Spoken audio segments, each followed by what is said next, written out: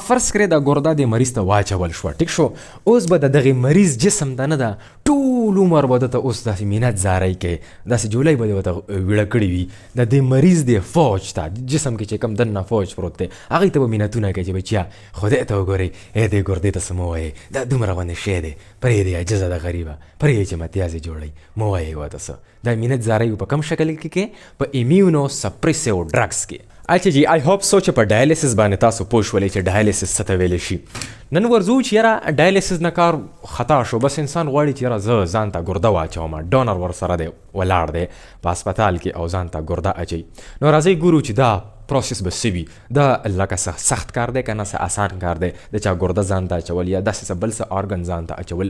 تاسو به دا ګبینه والا دا مچۍ نه دي، تاسو به دا کتلی دي چې کله دا یو شاد ګبین دی مچۍ دي راویزان دي په بوټي کې، نو تاسو به دا اورېدلي وي چې یاره دی ګوره بله مچۍ ځان ته نه پرېږدي، که دلته ورسره خوا کې بل ګبینه دی نو د دې نه دا نشي کېدلی چې د دې نه مچۍ راله او دلته دی سره کیني او خپل کاروی کوي، نه لرې کوي مړه کوي ځان ته یې نه پرېږدي. دا خبره به تاسو اورېدلې وي. اوس به تاسو خپل جسم ګورئ چې آیا زمونږ جسم څه چل کوي، دا بل سړی ځان ته پرېږدي، بل څیز ځان کې پرېږدي، دننه برداشت کوي او که نه؟ دا به اوس تاسو نن ګورئ. دا ډېر سخت میکانیزم دی، ستا جسم فالتو یو شی هم نه پرېږدي. زمونږ په جسم کې په هر لکه ستاسو خپل خپل جسمونه دي، نو ستاسو په هر سل باندې جنډې لګېدلې دي، خپل شنې شنې جنډې لګېدلې دي چې هغې ته ویلی شي HLAs هیومن لیکوسایټ انټیجنز یا براډلی دې ته MHC مالیکیولز ویلی شي. دا ستا خپله جنډه ده، زما خپلې دي، د بل خپلې دي. تاسو اوس 2 لکه کسان یې، ستاسو ټولو خپلې خپلې جنډې دي. ګوره د هیڅ چا جنډه د بل کس باندې نه ده. ښه دغه فیل ګرده ده، دا کس سره خور راغلی ده، رور ورسره راغلی دی، مور ورسره راغلی ده. څوک خپل رشته دارانو کې دا زیاتره دا پروسس ځکه کېږي چې دغه ځای کې میچنګ ښه کېږي. دا ګرده فیل ده او د ده د رور یا د خور وایي چې یا مور پلار ده ورته وایي یاره زه ګرده ورکوم، نو دا ګرده به دغه مریض ته ځي. خو د دغې مریض ټول جسم به پیله نه چې کېږي. دا ډېر لوی پروجیکټ دی، دا داسې اسان کار نه دی. دغه مریض چې کوم دی دا پیشنټ د ده به پیله وشي CBC ټیسټ، د ده ټوله وینه به چیک شي چې یاره ده کې سم بیماري خو نشته د پیله نه. د ده هیموګلوبین وینه به ټوله چیک شي، د ده RBC سایز شیپ هر شی به چیک شي، پلیټلیټس کاونټ هر شی به وشي. CBC ټیسټ کې به د دغه ټوله پته ولګي.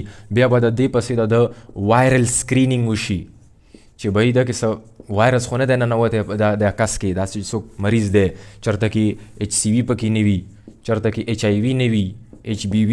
ښه د ده د ینې ټیسټ به ټول وشي، LFTs به وشي، د لیور حالات مو معلوم شي چېرته د ده په جګر کې څه مسله نه وي. د دې RFT چې کوم دي رینل فنکشنل ټیسټ هغه به ټول د دغه مریض چیک شي. د دې نه پس به د ده بیا ECG وشي، د زړه معلومات به کول غواړي، زړه کې څه مسله نه وي، څه نه چې د زړه مریض وي بیا خو دا مشکل کار دی، هغه پمپنګ کې مسله راغلی ده او دی که به دا سرجري د اوس سملول غواړي اپریشن ته، نو دا زړه حالات به ټول چیک شي، ایکو به وشي، دغه کاتې چې ټولې وشي، د ده ډایبټیز به چیک شي، شوګر یې نه وي لکه. ها د ده BP که BP خطي دا به مینیج کول غواړي، BP اسسمنټ به کول غواړي، د جسم فور نیوپلاسټک سیلز به هم کتل غواړي چېرته کې کینسر نه وي، او د بلیډر معاینه به هم کول غواړي چې بهی موږ خو ورته ګرده اچوو خاصه نه چې لاندې بلیډر کې هم مسلې وي، نو د بلیډر چیکینګ د بلیډر اسسمنټ به هم کول غواړي. دا ټول میډیکل فټنس دی، دا به میډیکلی چیک شي دا مریض ټول. ښه اوس فرض کړئ دا ټول سامان ټیک دی، هیڅ مسله نشته ده په مریض کې، هر شی تقریبا نارمل دی، اپریشن یې کېدلی شي. نو دا میډیکل فټنس ټیسټس ټیک شو. اوس به دلته کې د دې پسې کمپیټیبلیټي ټیسټونه چې کوم رالو هغه اوس خطرناک دي، هغه ډېر سخت کار دی. ټول نه غټ چیلنج چې کوم دی هغه کمپیټیبلیټي ټیسټونو کې دی. ګوره دا آسان دی، دا دومره مشکل کار نه دی، دا بیماري وي په کاس کې، بس هغه بیماري به کنټرول کول غواړي، ختمول غواړي. خو په سیکنډ نمبر باندې چې د کوم مین چیلنج دی هغه دی کمپیټیبلیټي ټیسټونه دي. په کمپیټیبلیټي ټیسټونو کې به د ده په 1 نمبر باندې څوک دی هغه به ABO سیسټم کتل غواړي، ABO ګروپ چې به دا کم ګروپ والا سړی دی دا مریض. فرض کړئ د دې مریض چې کومه وینه ده هغه A ګروپ دی، نو دته به اوس څوک ګرده ورکوي؟ دته به ګرده ورکوي یا A کس یا د O کس، یا هغه A ګروپ دی یا O ګروپ دی، هغه به ورته ګرده ورکوي. یا دا مریض دی د B ګروپ والا، نو دته به ګرده ورکوي یا د B والا او یا د O والا، دې نه علاوه بل کس ګرده نشي ورکولی.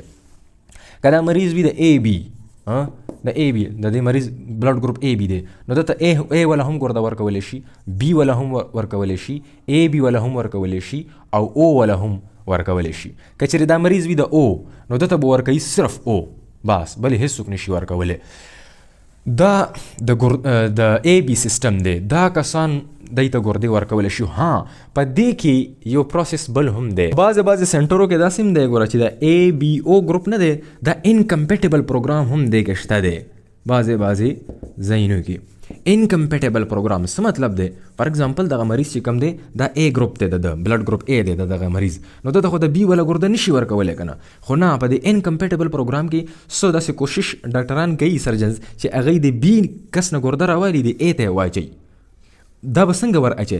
دا مریض چې کوم دی دا د ای ګروپ والا دې کې خو دننه بي انټي باډیز دي که نه، انټي بي انټي باډیز دي که نه، دغه انټي باډیز اوس مړه کول دي، ډیسیبل کول دي د دې دپاره، ځکه چې که دا دې ور واچو نو په دې کې خو د دې اګینسټ انټي باډیز دي، د دې خلاف چې کومې انټي باډي دي هغه په دې کې پرتې دي. نو چې څنګه ته دا ور واچې نو په دغه کې انټیجنز باندې به د ده د انټي باډیز راشي او د ارګن به ریجکټ شي په منټونو کې. خو د انکمپیټیبل پروګرام کې د ده د انټي باډیز ختمول دي او د ده د فوج چې کوم دی دا سخت سپریس کول دي، سپریشن کول دي. سپریشن خو به هسې هم کوي په دې ځای کې چې کله ته دا ګرده اچې، خو دلته به نور هم سپریس کوي چې کله ته دا د انکمپیټیبل پروګرام په دې کس باندې اپلای کوي. نو دا پروسس هم بعضې ځایونو کې کېږي. ای بي او انکمپیټیبل پروګرام. دا ای بي او سیسټم خو اسان دی، ارینج کول یې اسان دي، خو چې ټول نه غټ چیلنج کوم دی هغه ایچ ال ای دی. دا معلومول، دا میچ کول ډېر لوی مصیبت دی، دا چیلنج دی، ځکه چې د هر سړي خپل ایچ ال ایز دي، هیومن لیکوسایټ انټیجنز دي. دا یو شان دی نشي کېدلی، صرف آیډنټیکل ټوینس کې ډېره زیات هغه وي سیمیلیرټي وي، نور ګوره دا د یو شان نه دي، د هر سړي بدل دي. نو دی ایچ ال ای کې زیاتر 3 جینز کتل کېږي، 3 قسم ته ریسپټرز کتل کېږي، هغه د ایچ ال ای ای، ایچ ال ای بی او ایچ ال ای ډي آر.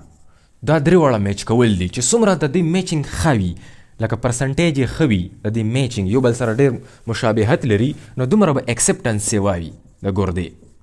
او که میچنګ ډېر کم وي یا کمزوری وي نو ایکسپټنس راغورځېږي، کمزوری کېږي. نو رشته داران چې څومره هم دي لکه ډېر کلوز ریلیټیوز، رور خور، نو د دوی ایچ ال ای ملته جلته وي، سیمیلیریټي پکې ډېره وي، نو ځکه دا ګرده د خپل خپلوانو نه اخیستل کېږي. زمونږ په ټول جسم باندې، په تقریبا په ټولو سلونو باندې، په دې لیمفوسایټس باندې ډېر زیات دی، په دې فوجانو باندې، په دې دپاسه جنډې لګېدلې دي، شنې شنې جنډې دي، هغې ته ویلی شي ایچ ال ایز. د دې جنډو څه مطلب دی؟ دا د خپل فوج ته وایي چې وایي دا زما خپل سړی دی. اوس که ته د بهر نه د بل چا سل واخلې، دا څه شی دی؟ خو سلز دي که نه، غوښه ده که نه، نو هغې غوښې په سلونو باندې به بدلې جنډې لګېدلې وي، خړې به وي، تورې به وي، شنې به وي، بل څه هغه به وي، بدل به وي، شکل به بدل وي. نو د دې شکل بدلېدو دا مطلب دی چې بھئی دا پردی سړی دی او راځئ حمله په باندې وکړي. نو ستا فوج به ډایرکټ په دغه جنډو باندې دا دشمن پیژني. نو د دې مطلب دی سلف او د دې مطلب دی نون سلف، د ریکوګنیشن بټوین سلف اینڈ نون سلف. دا د ایچ ال ای دغه کار دی. په فرض کړئ تا ای بي او هم سیټ کړل، ایچ ال ای دی هم سیټ کړل، نو دریم چې کوم چیلنج دی هغه دی پی آر ای. دا چې کوم ټیسټ دی دې ته ویل شي پینل ریاکټیو انټي باډي. د دې څه مطلب دی؟ دا چې کوم مریض دی د ده نه به ته وینه راوالې، هغې نه به سرم جدا کړي، نو دغه سرم کې به د ده څه شی پروت وي؟ انټي باډیز به پراته وي د دې مریض. اوس به تا سره دلته پینل وي، پینل د ټول د ډفرنٹ پاپولیشن، د ډفرنٹ خلکو د ډبلیو بي سي پروټینز به وي در سره، یا به فول ډبلیو بي سیز وي. دا به تا سره غونډ پینل دی. دا ټول پینل به د په دې انټي باډیز کې چک کوي چې د انټي باډیز د څومره ډبلیو بي سی سره ریاکشن کوي، یعنې څومره ډبلیو بي سیز مړ کوي. که د کم مریض پی آر ای سیوا وي، یعنی 70% پی آر ای دی یا 80% پی آر ای دی، مطلب دا دی چې دا مریض ډېر زیات حساس دی، دا نشي برداشت کولی پردی سل، د د جسم سخت حساس جسم یې دی. نو دا به ویټینګ لیست ته واچي چې وایي ودره ستا ګران دی لوندې، ستا ټرانسپلانټ، ستا جسم حساس دی. د ده دا ټول فار ایگزامپل دا 100 ډبلیو بي سیز دي، 100 د مختلف قسم ته ریسپټرز دي په باندې، په هر ډبلیو بي سي باندې بدل ریسپټر پروت دی او 100 مختلف ډبلیو بي سیز دي. دا ټول په دې کې واچي 1 by 1 تاسو سره به یو پلیټ غوندې وي، انټي باډیز په باندې چک کړه د مریض. په دې 100 ډبلیو بي سیز کې 60 ډبلیو بي سیز چې کوم دي 60 دا مړه شو او 40 چې کوم دي دا پاتې شو، دا ژوندي پاتې شو. مطلب دا دی چې د پی آر ای څومره ده؟ پی آر ای پرسنټیج 60%، دا اوس هم زیات دی. او که ته یو مریض دی دغه پی آر ای 90 رالو، 90%، مطلب دا چې په دې 100 کې دا 90 ډبلیو بي سي مړه شو، د انټي باډي د جسم بیا دغه پردي چرته مطلب د پاپولیشن دپاره د مریض ډېر زیات سینسیټیو دی، هایلی دا سینسیټیویټي لیول ټیسټ دی، پی آر ای دا جنرل ټیسټ دی. دې کې تا سره دا سم هغه نه دي، ډونرز نه دي، دا صرف تا سره پراته وي دغه ریسپټرز دغه پروټینز، په دغه باندې دا خپل د ده د انټي باډیز چیک کوي، د ده د جسم چیک کوي. نو چې د چا پی آر ای سیوا وي نو دا ډېر سینسیټیو دی، او که پی آر ای کم دی نو مطلب چې د ډونر په اسانه باندې ملاوېدلی شي. د دې پسې چې کوم اخیري ټیسټ دی هغه به د د ډونر د سره چې څوک راغلی دی د هغه جسم او د جسم به اوس ګوري. اخیري ټیسټ چې کوم دی هغې ته کراس میچ ټیسټ ویلی شي. 4 نمبر باندې کراس میچنګ به کوي. اوس کراس میچنګ به څنګه کوي؟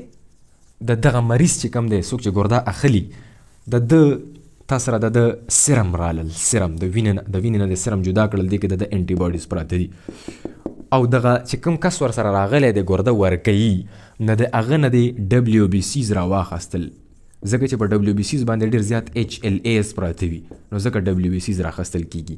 دغه ډبلیو بي سي چې د راواخیستلو او دا دې په دې کې واچولو، که چیرې دا ډبلیو بي سي مړه شو مطلب دا دی چې د دې سړي ګرده اکسپټیبل نه ده او دا ټرانسپلانټ پاسیبل نه دی. په دې ټرانسپلانټ کې به کېږي هایپر ایکیوټ ریجیکشن.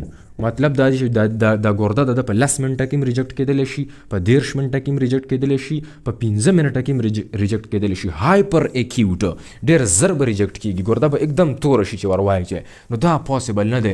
دې ډونر ته به ووایي چې نه بھائی ستا ګرده نشي اچول کېدلی. دا کراس میچنګ ټیسټ چې کوم دی دا پازیټیو رالو، چې کله ټیسټ پازیټیو راشي مطلب چې سیلونه مړه شو ټول، نه ته واپس شه بھائی بل څوک پکار دی، اوس ته نشي ورکولی ګرده. دا اخیري ټیسټ دی د ډونر او د ریسیپینټ په منځ کې به کېږي. اوس داسې کېدلی شي چې بھائی دا کس خو د سره راغلی دی که نه، نو هلکه دا کس ویلینګ دی، اوس هر څوک خو چاته ګردې نه ورکوي، دا خو ډېر په مشکله باندې چاته بای چانس دته دا ګرده میلاویږي. اوس نو دا ډونر چې کوم دی که نه ده ته ووایي چې بھائی ته ځه ما دا ډونر شو، دا پیشنټ شو یا ریسیپینټ شو، دا د خور ده ټیک شو او دا رور دی، نو دی خور ته ووایي چې ته ځه ما ته صبر وکړه ودره یو مریض بل دی په هسپتال کې یا په بیډ کې مونږ سره، دا پیشنټ اے دی او دا بل چې کوم پیشنټ بی دی دا هم پیشنټ دی، د سره هم ډونر راغلی دی، څوک دی رور دی، د دې مریض رور چې کوم دی دا هم سمې نه خوري، د دی کراس میچ هم پازیټیو راغلی دی، د دی کراس میچ هم پازیټیو راغلی دی. خو بیا داسې کار وکړو چې د دې مریض د ده سره مې راواخیستل او د دې د پیشنټ بي چې کوم دی دا دویم دا بل خوا کې چې بل پیشنټ کوم پروت دی او هغه سره چې کوم رور راغلی دی د هغه رور انټي باډیز د ډبلیو بي سیز راواخیستل او د سره یې چیک کړو. دا دواړه خو سپردي دي که نه، دا ځان ته یو جوړه راغلي ده هسپتال ته او دا ځان ته جوړه راغلي ده، نو د ده سره چې کوم ډونر و هغه یې ده ته حواله کړو چې بھائی ته لغونې دا چیک کوي چې د دی څنګه چل دی، دی چې وکړو دا نیګیټیو و، مطلب دا دی چې د ده والا ګرده ده ته اچول کېدلی شي او د دې خور ګرده چې وکړه ډبلیو بي سیز چې وکړو نو هغه دلته مړه نه شو د دې مریض سره، دی دواړه خو یو بل نه پېژني، خو د ده والا د ده سره سمې خوري او د ده والا د سره سمې خوري، نو دی ته بیا ووایي چې یاره که تاسو ایکسچینج کوئ، دې ته کډني ایکسچینج پروګرام ویلی شي، پیر کډني ایکسچینج پروګرام یا کډني سویپینګ ورته ویلی شي، سویپینګ پروګرام. نو دا پروسس بیا کېږي چې یاره اوس به څه ډونر واپس کوي، خو راشه دغه چانس دی، دغه چانس ته کتل کېږي ځکه چې د ده ایچ ایل ای د ده سره سمې خوري او د ده ایچ ایل ای د ده سره سمې خوري او نه دا پیژني او نه دا پیژني، خو بس صرف جوړ توړ دی، اوس خبره خلاصول دي که نه، مسله هوارول دي، نو دی بیا رضامندي ظاهر کړي، ظاهره خبره ځکه چې بل حل نشته دی، نو د ده ګرده ده ته واچوي او د ده ګرده ده ته واچوي. خو د اپریشن نه مخکې د چې کوم ډونر راغلی دی چې تاسو ګرده ورکوي دغه ګرده پوره چیک شي چې بھائی د دې فنکشن وګورئ، د کډني فنکشن آر ایف ټي چې کوم دی دغه ټیسټونه وشي د دغه کې ګردې چې دا کوم مریض ته روانه ده دغه ګرده د دې ټول فنکشن وګوري چې دا نارمل ده دا ګرده، هسې نه چې دې کې مسلې وي، که به اړي ګرده ور وانه چو نو دغه ایگزامینیشن ټول وشي، بیا د دې انجیوګرافي وشي، ټوله انجیوګرافیک ایگزامینیشن وشي ټول، چې دې کې اوس وګورئ چېرته دا رګونه ټول وګورئ، وینز وګورئ ټوله، د دې ټول آرټریز وګورئ، د دغه کې ګردې چې دا کومه مریض ته روانه ده چېرته وینز کې بلاکیج نه وي، وینز کې چېرته کې زخمونه نه وي،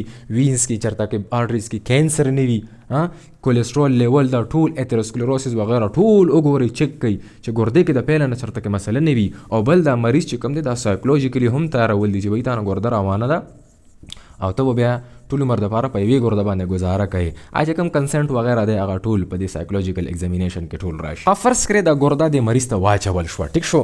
اوس به د دغې مریض جسم ته نه ده ټول عمر به دته اوس داسې مینت زارۍ کوي، داسې جولۍ به ورته ویړه کړې وي.